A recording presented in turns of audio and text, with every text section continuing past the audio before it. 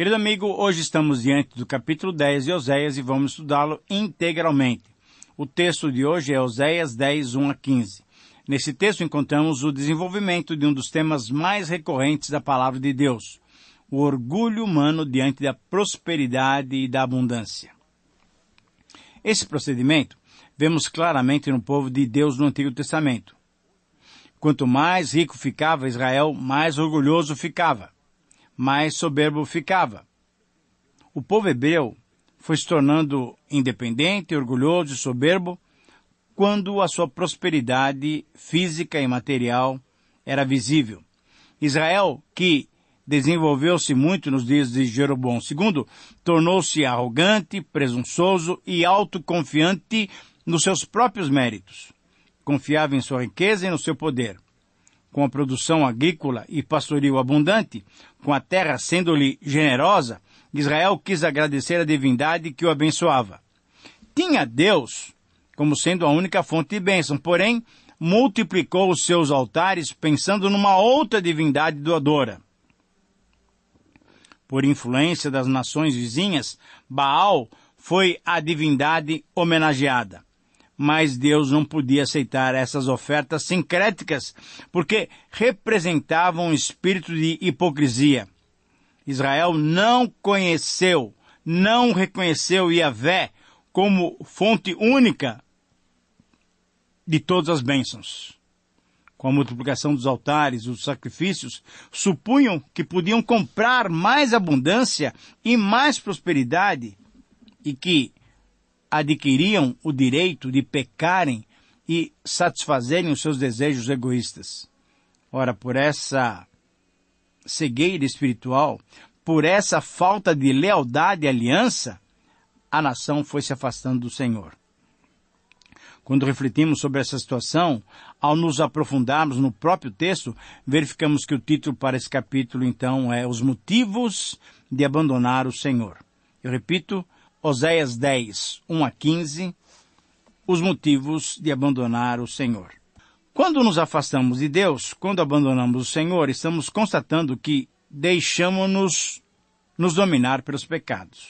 Quando o pecado não é interrompido, quando o pecado não é confessado, quando o pecado não é abandonado, ele é capaz de transformar, com o passar do tempo, a beleza em feiura, o poder em fraqueza, a fartura em miséria, a glória em vergonha e o tronco em graveto, conforme o versículo 7. Por que isso acontece? Porque o pecado corrói por dentro e destrói de dentro para fora. O pecado rouba o brio, a dignidade, o respeito próprio, a vontade própria e a reserva moral. O pecado alojado no interior do ser humano vai tomando espaço dentro de nós, vai nos dominando e assim nos faz andar contrariamente à vontade de Deus. Ao observarmos esse texto, então, encontramos essa realidade e o princípio que extraímos dele se vê nessa frase. Somente quando nos deixamos dominar pelos pecados, encontramos motivos para abandonar o Senhor. Eu repito, esse é o princípio que extraímos de Oséias 10, 1 a 15. Somente quando nos deixamos dominar pelos pecados, encontramos motivos para abandonar o Senhor. E nesse texto, nós encontramos 3 motivos pelos quais abandonamos o Senhor. Em primeiro lugar, abandonamos o Senhor porque a segurança que a abundância nos dá nos faz andar longe de Deus. A abundância nos proporciona essa falsa segurança. Veja os versículos 1 a 4 e eu leio para você. Israel é vide luxuriante que dá fruto, segundo a abundância do seu fruto, assim multiplicou os altares. Quanto melhor a terra, tanto mais belas colunas fizeram. O seu coração é falso, por isso serão culpados. O Senhor quebrará os seus altares e deitará abaixo as suas colunas. Agora, pois, dirão eles, não temos rei, porque não tememos o Senhor. E o rei, que faria por nós? Falam palavras vãs, jurando falsamente, fazendo aliança. Por isso brota o juízo como erva venenosa nos sulcos dos campos. Querido amigo, esse texto começa com uma metáfora bem conhecida. Israel era uma vide exuberante. Oséias declara que Israel era uma vide que dava fruto, porém Israel não entendeu as bênçãos como produto da graça de Deus. Pelo contrário, tomou a atitude mecânica do baalismo. Para obter mais bênçãos, faria mais atos religiosos, multiplicaria altares e ergueria e adornaria até pedras rituais. A prosperidade de Israel deveria ter incentivado o povo a se aproximar mais de Deus em gratidão. Mas eles fizeram o quê? Fizeram exatamente o oposto. Quanto mais foram abençoados por Deus, quanto mais correram atrás dos ídolos. Uma das ironias que observamos na história é essa tendência de pessoas prósperas não confiarem em Deus. Oséias declarou que o coração de Israel era enganoso, era dividido. Israel estava dividido entre Deus e Baal. Por causa dessa divisão, foram considerados culpados. Ao mesmo tempo em que Oséias os acusava, ele estava seguro de que Deus rejeitaria o culto que eles prestavam e também destruiria os instrumentos de adoração. A religião falsa de Israel os conduzia a um culto sem benefício. Deus pode abençoar, mas se a pessoa usa a abundância para seus próprios prazeres e não glorifica a fonte de todas as bênçãos, de todas as boas dádivas, essa bênção não é aproveitada. O verso 3 é uma apresentação da atitude que Oséias vê entre o povo. É a apresentação dos verdadeiros pecados de Israel. Aparentemente, Israel reconhecia que os seus problemas eram resultados da sua culpa em não temer a Deus. E aqui é possível ver um indício de confissão e de arrependimento e de um futuro retorno, que pode ser encontrado no ato de Israel reconhecer que sem a bênção de Deus, seus reis eram impotentes. O povo desobediente ficaria desamparado, passando por um período sem rei. E no verso 4, então, encontramos a razão pela qual os reis eram ineficazes, eram impotentes. Falavam palavras vãs. Os seus juramentos eram falsos. Envenenavam toda a terra com as suas injustiças legais. Em resumo, os versos 3 e 4 mostram que a religião falsa arruína tanto o governo político como o culto espiritual da nação. Por isso, o segundo motivo de abandonarmos o Senhor é a segurança que os ídolos falsos propõem. Esses ídolos falsos propõem uma segurança que não é verdadeira. Veja os versículos 5, 6, 7 e 8. Eu leio para você. Os moradores de Samaria serão atemorizados por causa do bezerro de Bet-Avém. O seu povo se lamentará por causa dele, e os sacerdotes idólatras tremerão por causa da sua glória, que já se foi. Também o bezerro será levado à Assíria como presente ao rei principal. Efraim se cobrirá de vexame, Israel se envergonhará por causa do seu próprio capricho. O rei de Samaria será como uma lasca de madeira na superfície da água. E os altos de Avém, pecado de Israel, serão destruídos. Espinheiros e abrolhos crescerão sobre os seus altares. E aos montes se dirá, cobri-nos, e aos outeiros, caí sobre nós. Querido amigo, o povo lamentaria a perda do seu ídolo bem conhecido, o bezerro de Bet-Avém, casa de vaidade, nome usado para se referir a Betel, que significa casa de Deus. O bezerro seria levado à Assíria, mostrando a sua impotência. Agora, pense bem, um Deus levado em cativeiro? Enquanto o Deus verdadeiro vem sobre o povo para castigar a desobediência, o falso Deus deles seria levado em cativeiro por meros homens.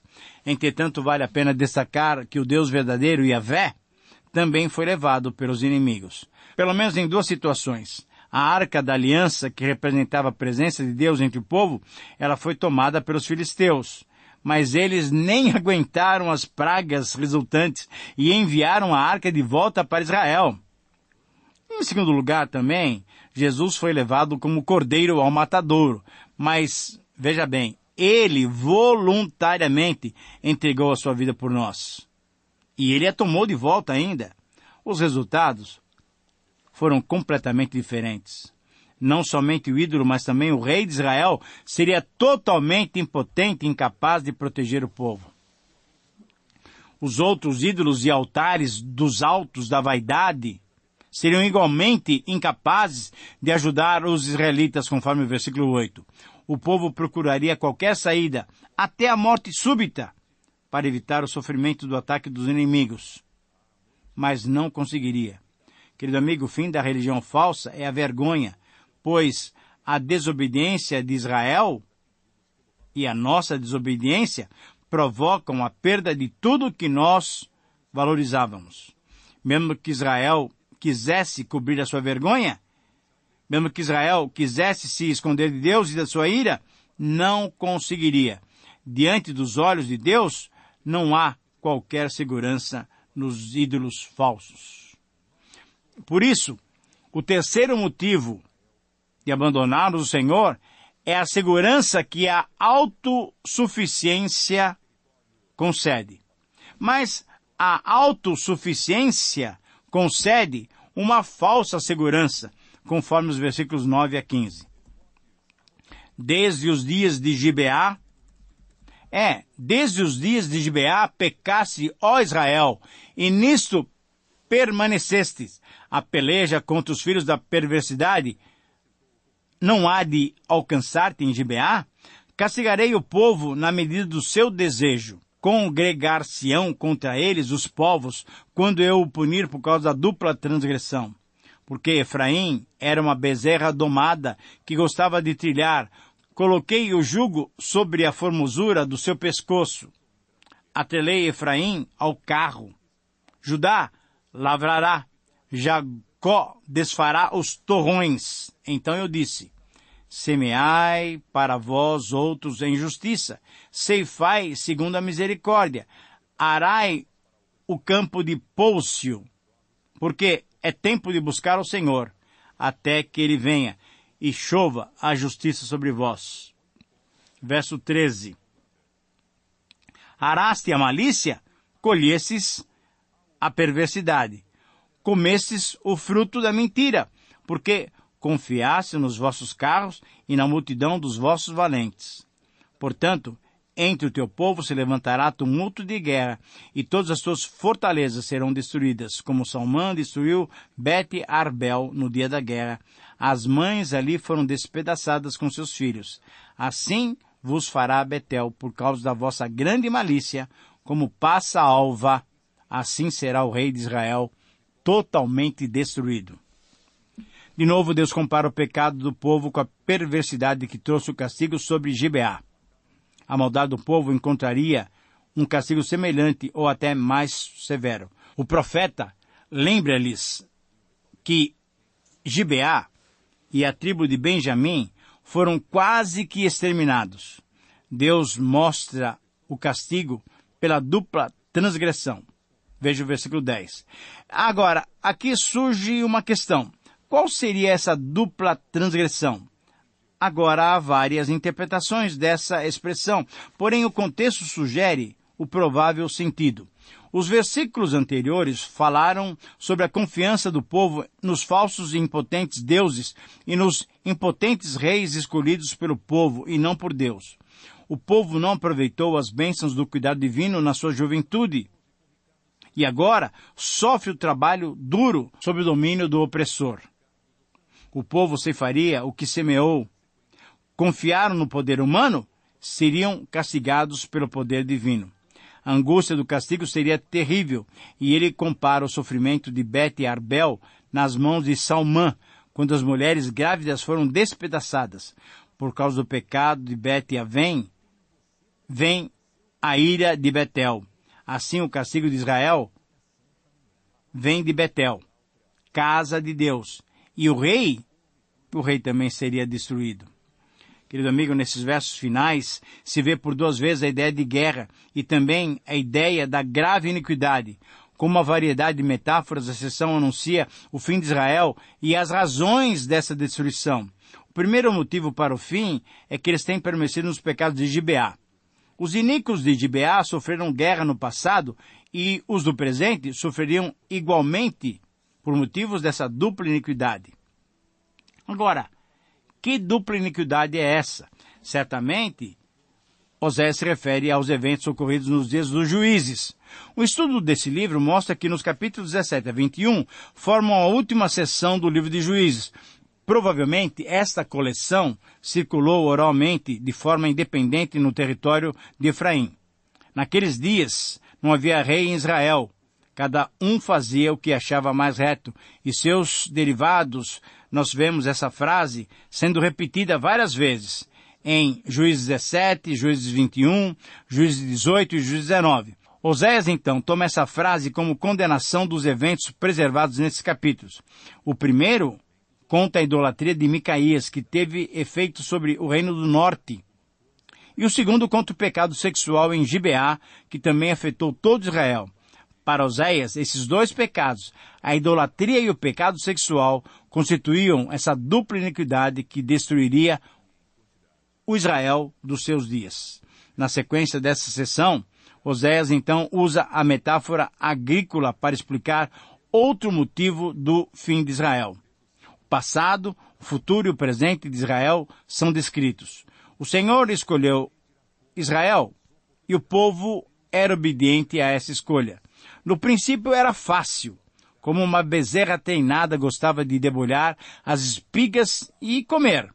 Sem dúvida, Deus esperava muito mais do seu povo e por isso colocou sobre o seu povo, sobre o seu belo pescoço, um bonito jugo bem feito, ajustado e fácil de levar. Você pode se lembrar de Mateus 11, 28 a 30, quando Jesus disse que o seu jugo era suave. Porém, Israel cresceu e se tornou como uma vaca rebelde, um animal rebelde.